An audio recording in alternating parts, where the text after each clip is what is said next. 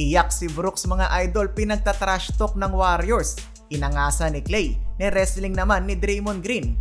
Napasuntok sa ere sa step, sinayawan pa ang bantay.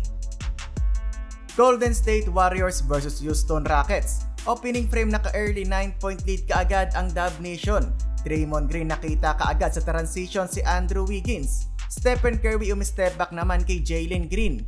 Nagkaangasan agad mga idol, Klay Thompson for 3, sabay stare down kay Dillon Brooks. Nagliliyab ang kamay ni Klay mga idol, 6 na minuto umiscore kaagad ng 11 points. 9 dyan from beyond the arc. Sumali pa sina Andrew Wiggins at GP2 sa pagkananang 3. Umabot ng 25-11 ang talaan. Gandang drive naman para kay Van Vliet, ni Yoyo pa ang tira. Hindi din papatalo ang home team, naka 11-3 run na ipasok ni Jalen Green ang kanyang unang 3-pointer. Agad naman sumagot ang dalawang sunod na 3 si Chris Paul, 33-24 end ng first quarter.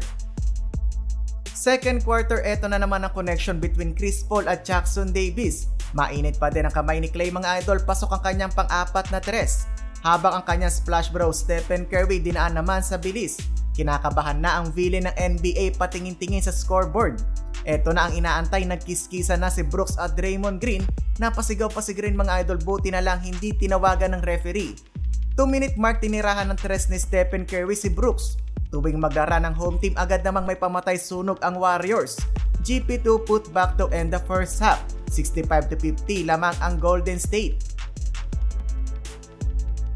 Tuloy-tuloy ang momentum ng Warriors mga idol, nakadalawang sunod na 3 kaagad si Klay Thompson. Humahalimaw naman ang rookie na si Jackson Davis sa ilalim, naka 9-3 run ang Warriors. Grabe ang sigaw ni Curry nang sa wakas tumawag din ng foul ang referee. Buti na nga lang at hindi siya tinawagan doon ng technical. Dillon Brooks mga idol, pumakawala ng 3 pero malaki pa din ang kalamangan ng Warriors. Nabuhayan ng Houston sa energy na pinapakita ni Cam Whitmore.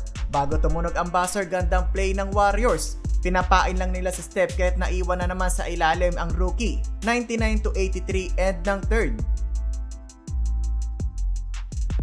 Fourth quarter, hindi pa din mapigilan ng home team ang opensa ng Dub Nation. Chris Paul nahanap na naman ng rookie.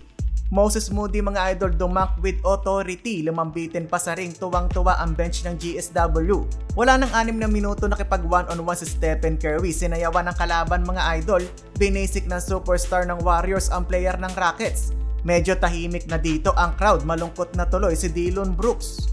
Sa dulo mga idol, pinaglaro na ang mga bench players. Nagkaminuto din si Boban Marjanovic. Splash Brothers parehong umiscore ng 29 points.